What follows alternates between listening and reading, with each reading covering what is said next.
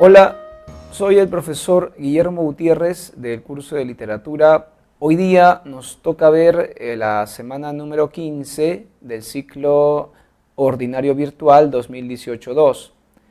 Esta semana trata pues sobre el modernismo y posmodernismo peruano, los movimientos que se suceden durante las primeras décadas del siglo XX.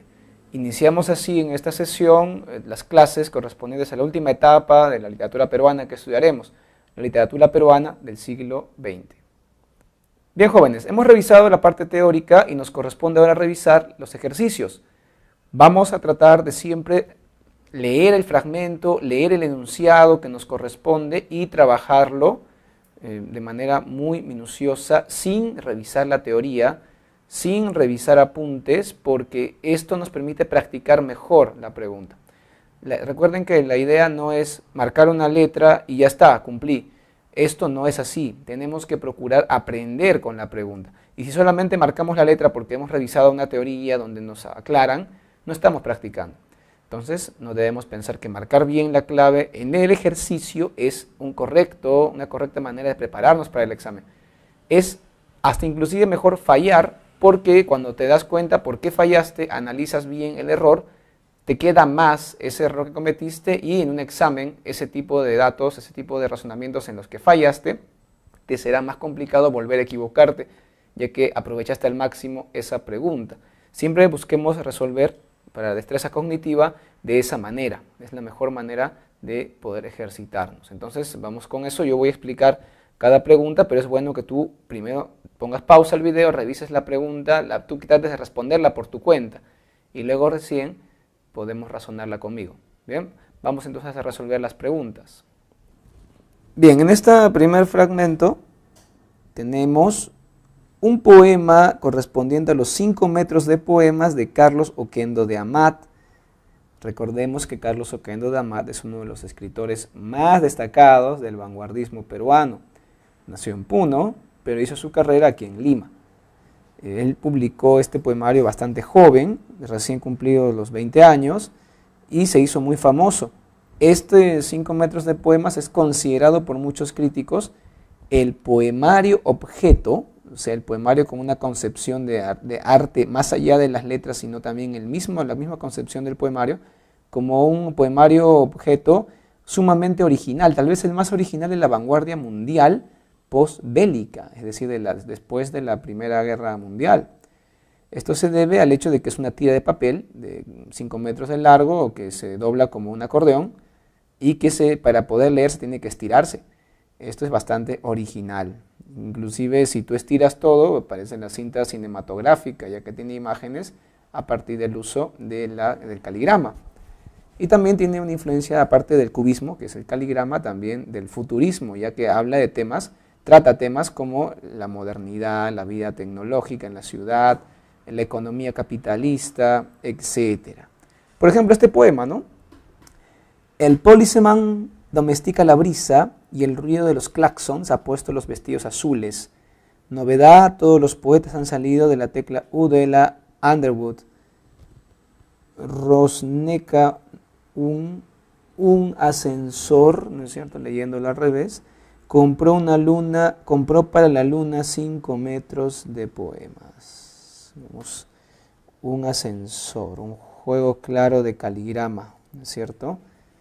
Y el ascensor compró para la luna 5 metros de poemas. El ascensor es un elemento de la modernidad tecnológica y la luna es un elemento de la naturaleza, motivo típico de la poesía de todos los tiempos. Y aquí está resemantizado al hacer alusión a que la luna femenino y el ascensor masculino le está regalando los 5 metros de poemas. Y el poema es algo pues lírico, tradicional desde los griegos, y los 5 metros es una medida que nos lleva pues a lo material, ¿no? lo ajeno a la poesía inclusive. Recordemos que la vanguardia incluye temática y léxico, es decir, palabras que antes eran ajenas a la poesía. Eso es una de las características más resaltantes del vanguardismo. Marque la alternativa que contiene las características del vanguardismo peruano presentes en el fragmento citado del poema Reclam, de 5 metros de poemas, de Carlos Oquendo de Amat. Policeman es una palabra del inglés. claxons, no se refiere al auto, el automóvil en ese tiempo era muy moderno. La idea de congestión vehicular con autos era una idea novedosísima en Perú. Algo que hoy en día es diariamente visto y es común a nosotros, en aquel entonces era un signo inequívoco de la modernización. A ver, incorpora la métrica fija en la versificación tradicional. Eso es más bien lo contrario. Los 5 metros de poemas, al igual que la mayoría de poemarios vanguardistas, rompen la versificación tradicional, la métrica fija, y más bien encontramos el verso librismo. El verso librismo, es decir, se libera de la métrica fija y de lo que es la estrofa clásica. Entonces hablamos del verso libre, sin rima y sin métrica. Esto entonces no va. Uso novedoso de la disposición espacial del poema. Esto es asociado con el caligrama. Y por supuesto, aquí hay un caligrama, eso sí es verdad. Integra referencias a lo cotidiano y a un nuevo léxico. Bueno, se habla del ascensor, habla de los claxons, que es el tránsito, el policía que ves en las calles. Estamos hablando de elementos del urbe actuales.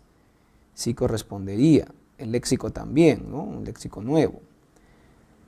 Rechaza la exploración al mundo inconsciente.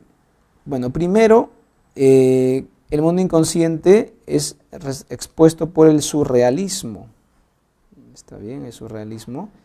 Y la vanguardia tiene una tendencia a la exploración del mundo inconsciente, a partir de la idea de Sigmund Freud en el psicoanálisis, que se lleva a la práctica literaria con el surrealismo de André Breton y compañía. Pero en este caso, Carlos Oquendo de Amat es ajeno a la exploración del mundo inconsciente, en este poema al menos, y no hay ni un rechazo ni una asimilación. No se está tomando en cuenta eso, es algo ajeno a este poema. Aparece en la poesía de César Moro, por ejemplo, o Emilio Adolfo Westphalen, otros vanguardistas peruanos destacados. Me refiero al surrealismo.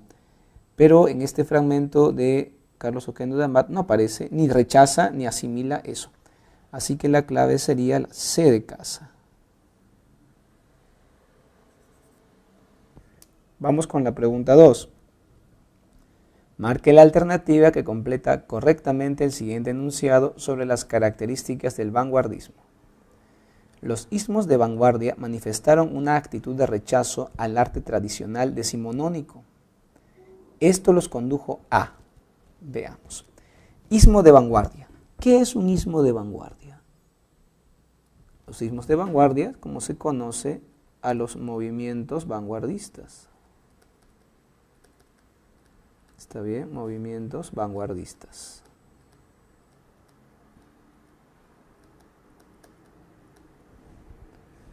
Los movimientos vanguardistas aparecen como una evolución, como si fueran los peldaños de una escalera. Cada uno aporta algo que el siguiente va a tomar.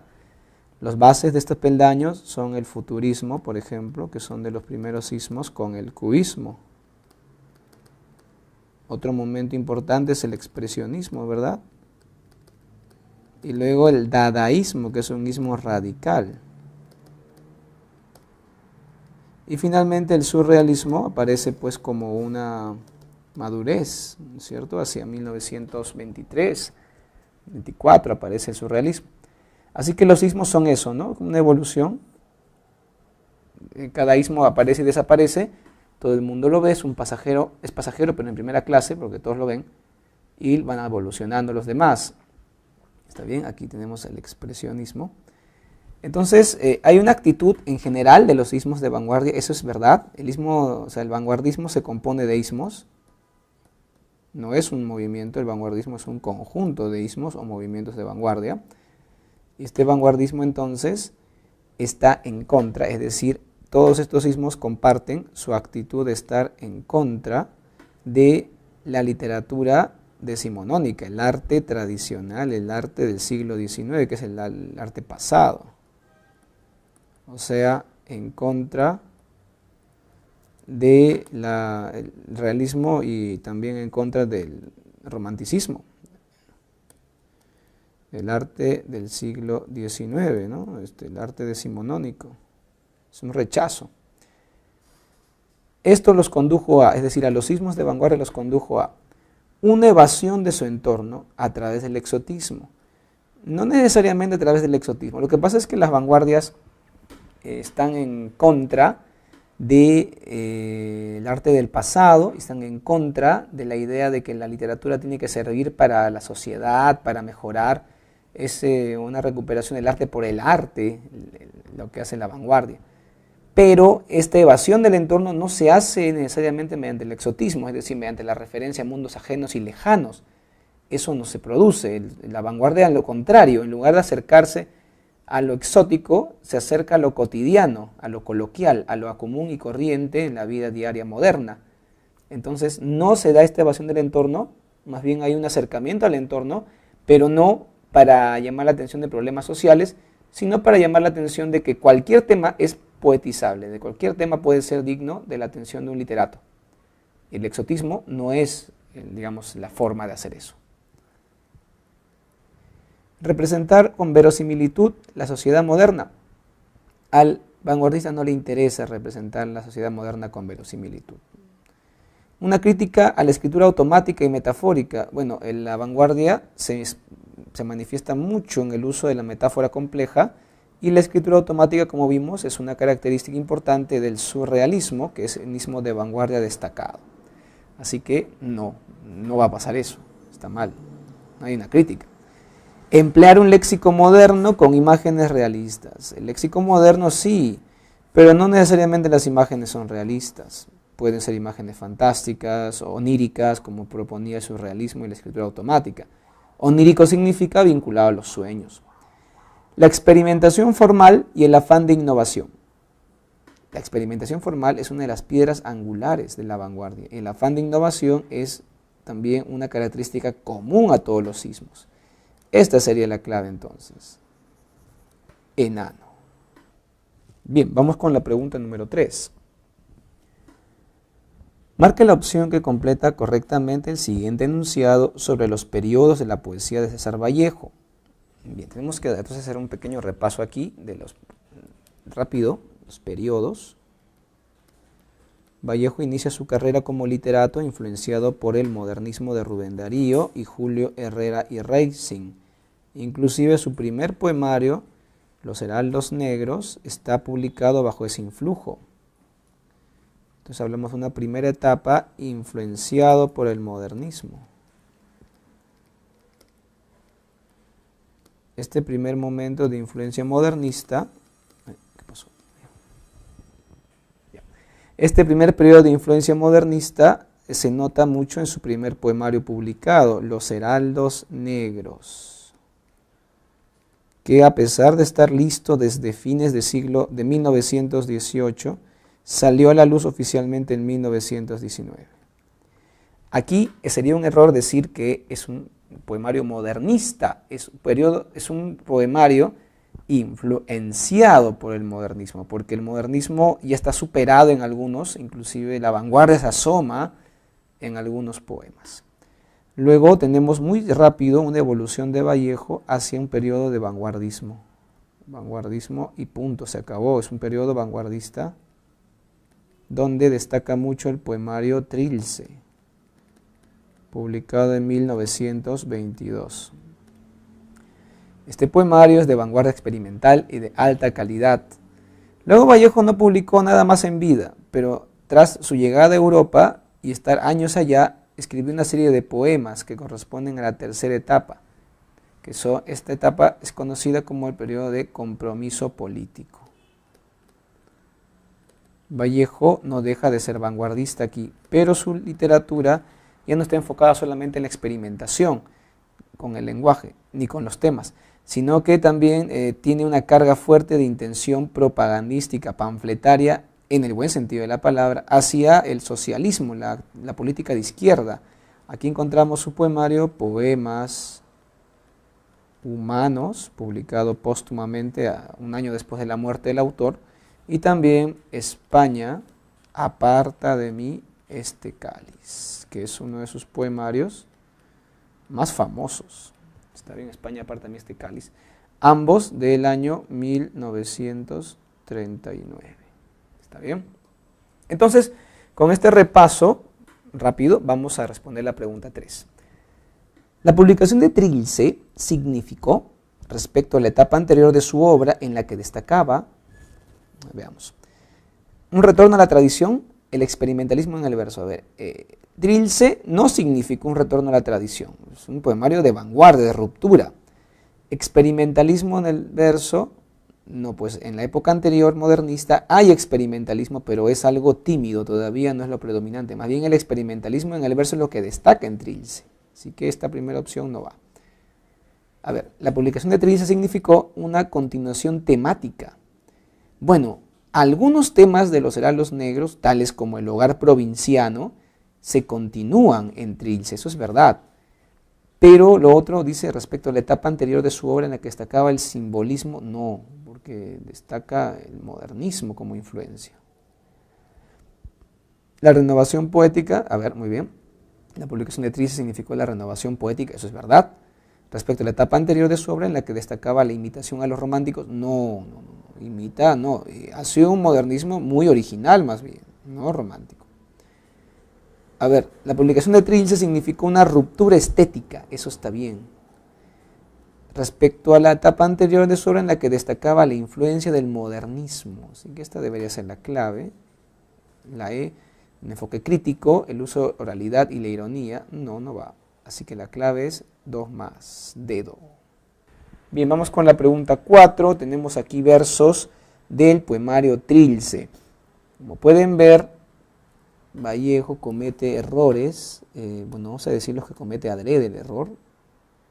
Buscó volver de golpe el golpe, su condición excelente para el placer, todo había verdad.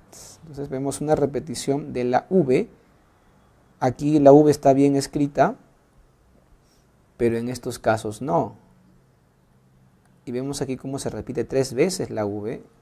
Buscó volver de golpe el golpe. Es un experimentalismo con la ortografía de la palabra y también con los sonidos. En los versos citados del poema 9 de Trilce, ¿qué característica de dicho poemario podemos apreciar? Recordemos que en Trilce los poemas no tienen títulos, lo que tienen es una numeración romana, por eso hablamos en el nivel técnico de T9, Trilce 9, ¿no? Si queremos hablar de T13, es la manera técnica de referirnos a los poemas de Trilce, ¿no? El T y el número romano que corresponde al título. T9 sería acá, ¿no? De Trilce. ¿Qué característica encontramos? Uso de rima consonante, no hay rima. El tono de la poesía conversacional, eso no hay aquí. Ese tono aparece un poco en Poemas Humanos. Alusión al tema del hogar provinciano, ese tema aparece en Trilce, pero no en este fragmento. Emplea una ortografía caprichosa. Ortografía caprichosa. Esto es muy importante. Sí, ya no hay H aquí y con V en lugar de B. Presencia de oposiciones y exclamaciones. Eso ocurre más en su poesía de Poemas Humanos, no aquí. La clave es de dedo. Ahora vamos con la pregunta número 5. El traje que vestí mañana no lo ha lavado mi lavandera. Lo lavaba en sus venas otilinas, en el chorro de su corazón. Y hoy no he de preguntarme si yo dejaba el traje turbio de injusticia. Bien, aquí se hace una referencia a lo cotidiano. Otilia Villanueva fue una señorita con la que estuvo vinculado sentimentalmente Vallejo cuando estuvo en Lima, cuando él viajó, vivió aquí en Lima, en la ciudad, durante unos años. Entonces aquí está siendo un poco autobiográfico, habla sobre el aspecto de la lavandería, lavar la ropa, pero también habla de los sentimientos, ¿no es cierto?, que profesaba hacia esta señorita Otilia Villanueva. Marque la alternativa que complete correctamente el siguiente enunciado, obviamente relacionado con estos versos. En los versos del poema sexto, el T6 de Trilce, se muestra cómo el poeta, donde además se le da las palabras, veamos, se muestra cómo el poeta emplea sucesivos neologismos. Bueno, sí, la palabra otilina es algo nuevo, ¿no? Pero bueno, solamente utiliza ese.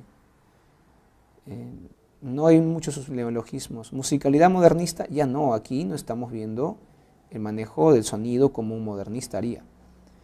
Escribe con un lenguaje nuevo, sí, es un lenguaje nuevo, chorro de su corazón, traje turbio de injusticia, intensidad sonora. No hay un trabajo minucioso con el sonido, así que no hay eso. Quiebra la sintaxis convencional. Veamos. El traje que vestí mañana no lo ha lavandado. Bueno, acá dice vestí, que está en verbo, en pasado, y mañana implica un futuro. Está rompiendo las reglas gramaticales. Lo lavaba en sus venas otilinas, en el chorro de su corazón, y hoy no he de preguntarme si yo dejaba el traje turbio de justicia. Bueno, en el primer verso, sobre todo, sí hay una quiebra de la sintaxis, ¿no es cierto? Nuevos significados, venas otilinas, entonces es una palabra, una frase nueva. Traje turbio de injusticia, perdón. Sí encontramos nuevos significados en las palabras. Y recrea una compleja vivencia del hombre, no porque está hablando de algo tan sencillo como una relación amorosa y lavar la ropa, y el estilo conversacional no se nota mucho. Ortografía caprichosa, profundo dramatismo. Profundo dramatismo no encontramos. En la ortografía caprichosa, bueno, hay una gramática, una sintaxis caprichosa, ¿no? Pero no ortografía. El profundo dramatismo podría aparecer, sí, pero en sus poemarios posteriores, ¿verdad? En Poemas Humanos o en España, parte de Mistecales. Aquí no. Así que la respuesta es cerbatana, C de casa. Bien, vamos con la pregunta número 6. Este es sobre el poemario Trilce. En Trilce, el poeta sigue desarrollando temas de su primer libro, Los Heraldos Negros, como por ejemplo, sin embargo, presenta temas novedosos como. Recordemos, en Los Heraldos Negros, Vallejo trata básicamente 4 temas, hay que recordar. Trata el tema del amor, está bien, el dolor, el tema de Dios y el ser humano, cómo se vinculan, y el tema del hogar provinciano. Esos son los 4 temas básicos de Los Heraldos Negros. En cambio, en Trilce encontramos otros temas, como por ejemplo la ausencia materna, la ausencia maternal, porque la madre de Vallejo había muerto y él se queja de eso, ¿no? Hace su duelo mediante sus versos. Asociado esto al hogar provinciano, entonces también aparece el tema del hogar, pero también aparece el tema del tiempo, el tiempo que transcurre de una manera pues distinta cuando uno está encerrado en prisión, por ejemplo. El tema de la cárcel también es un tema nuevo, la experiencia carcelaria de Vallejo. Y también aparece el tema de la soledad y la muerte. Entonces, como vemos, se repite el tema del hogar en ambos poemarios. Eso es lo principal, digamos, ¿no? El tema del hogar. También tal vez el tema del sufrimiento humano, en parte. Veamos esta pregunta. Los heraldos negros, como por ejemplo el dolor humano, bueno, podría ser, ¿no? Podría ser. El trabajo solidario, no. Esto aparece en los poemarios de compromiso político, sobre todo en Poemas Humanos. El exotismo modernista podría ser, ¿no? Sin embargo, muestra temas novedosos como la soledad del hombre. Bueno, los heraldos negros, en Trilces, el poeta, no pues. Si en los heraldos negros hay un exotismo modernista, sí lo hay, en Trilce ya no hay eso. ¿Está bien? Y nuevos temas, la soledad del hombre, eso sí es verdad, ¿no? Pero no continúa, la primera no va. El hogar provinciano, esto sí continúa en Trilce, asociado en el Trilce a la ausencia de la madre. Sin embargo, hay nuevos temas como la experiencia carcelaria. Esta es la clave, entonces, la C. Porque lo otro, la raíz andina del poeta, que sí aparece en los heraldos negros, en Trilce no se nota mucho. El uso de caligramas, Vallejo no usó caligramas, así que no. Compromiso político, no, aquí no, porque este compromiso aparece ya en su etapa francesa. Y no, entonces 6, cerbatana, casa. Bien, vamos con la pregunta número 7. Esta pregunta es como para revisar lo que hemos estado tratando en esta clase. Por ejemplo, el libro Poemas Humanos, es un libro que se publica, indicamos, póstumamente tras la muerte de Vallejo, en el año 1939. Es un conjunto de poemas publicado póstumamente, si el conjunto se publicó póstumamente. Eso es verdad. El lenguaje utilizado es culto, solemne y mesurado. Para nada. En poemas humanos el lenguaje es coloquial, conversacional, utiliza pues un estilo coloquial. ¿Pertenece a la última etapa poética de Vallejo? Eso es verdad. ¿Tiene como principal temática la experiencia carcelaria? No. Eso aparece en Trilce en gran parte, pero no aquí. Así que la respuesta va a ser en la 7 con B de beso. Bien, vamos con versos muy famosos de Vallejo, los versos que cierran el poemario, el poema, Los 9 monstruos, donde dice: Señor Ministro de Salud, ¿qué hacer? Ah, desgraciadamente, hombres humanos, hay, hermanos, muchísimo que hacer. Vallejo en esta parte, como ven, con un uso magistral de las comas, la coma vocativa, logra otorgar ritmo al poema. Y esta frase es muy famosa, ¿verdad? Porque hace alusión, un llamado a la problemática de Perú como una posibilidad siempre. ¿Qué podemos destacar aquí entonces? A ver, expresa la desolación de la pérdida de la familia con una sintaxis quebrada. Bueno, acá en la familia no se menciona mucho. Evidencia la influencia del modernismo con imágenes exotistas, no tenemos esto. El modernismo ha sido superado hace mucho en la poesía de Vallejo. Señala como único responsable del cambio a la autoridad gubernamental. No. Acá habla de hermanos. Entonces se refiere a los peruanos, a los seres humanos, ¿no? No solamente el ministro de Salud, que es un símbolo, pues, ¿no? No representa todo. No es, digamos, que el ministro de Salud va a hacer el cambio, ¿no? Sino que nosotros. El ministro de Salud aparece como un líder asociado con el poder estatal. Enuncia que es el cuerpo el lugar del sufrimiento, pero también de liberación. Esto aparece en esta poesía, en Poemas Humanos, pero en este fragmento no sale eso. O sea, aparece en el poemario, pero no en este fragmento específico del poema Los 9 monstruos. ¿Muestra una poesía dramática con un lenguaje de conversación cotidiana? Sí. Recordemos que Vallejo, en su tercera etapa, es decir, en Poemas Humanos y en España aparte también este cáliz, dramatiza su poesía. Quiere decir que hace como si su poesía fuera teatro, diálogo, no en el sentido negativo, no de hacer teatro, de fingir, sino en el sentido de usar mucho el diálogo, usar como si estuviera hablando un actor o una persona que estuviera hablando haciéndole un discurso político a los obreros en una reunión sindical. A ese nos referimos con el uso de la dramatización y de la conversación cotidiana. Y sí, eso se ve en ese fragmento. 8, entonces, enano.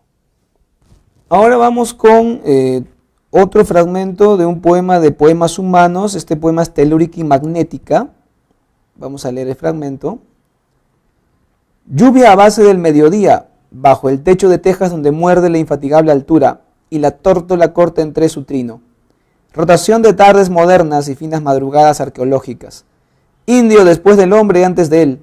Lo entiendo todo en 2 flautas y me doy a entender en una quena. Y lo demás me las pelan. Con respecto a los versos citados del poema Telúrica y Magnética, incluido en el Poemas Humanos de César Vallejo, podemos afirmar que el poeta critica la imagen melancólica que se le describe de la sierra. Bueno, la quena es un instrumento autóctono de los Andes, que él debió conocer porque recordemos que nació en los Andes, en Santiago de Chuco. Está bien, en la Sierra Norte del Perú. Pero no me parece aquí que él esté criticando esa imagen melancólica solamente por hacer alusión a la quena. Alude a un sincretismo entre el mundo andino y el moderno. Claro, flauta es un instrumento de origen europeo, la quena es andino. Aquí nos habla del indio, después del hombre y antes de él, es decir, como si el hombre fuera la humanidad entera y el indio fuera la cultura peruana. Rotación de tardes modernas y las madrugadas arqueológicas. Pero bueno, recordemos que Vallejo visitaba Chan regularmente con sus amigos cuando vivía en Trujillo. Las tardes modernas tal vez se refiere a las tardes en París, las tardes en Lima, que eran ciudades modernas comparadas con las ruinas que él visitaba de amanecida, a veces de noche se pasaban una velada en las ruinas de Chan. Todo esto nos lleva a un sincretismo andino con el mundo moderno. Y sí, en los poemas humanos se ve ese tema, ¿no? Perú aparece como tema muchas veces. Realiza un llamado para rescatar el pasado prehispánico, no necesariamente, eso se ve de manera muy colateral. Cuestiona el exotismo modernista a través del ave cantora, no, eso queda pues muy difícil de identificar. Exalta la solidaridad de los hombres frente al dolor andino, tampoco, la B es la clave. Bien, vamos a cerrar con la pregunta 10. Un hombre pasa con un pan al hombro. Voy a escribir después sobre mi doble. Otro se sienta, rasca, se extrae un piojo de su axila, mátalo. ¿Con qué valor hablar del psicoanálisis? Otro entrado en mi pecho con un palo en la mano. Hablar luego de Sócrates al médico. Un cojo pasa dando el brazo a un niño. Voy después a leer a André Breton. Otro tiembla de frío, tos, escupe sangre. ¿Cabrá aludir jamás al yo profundo?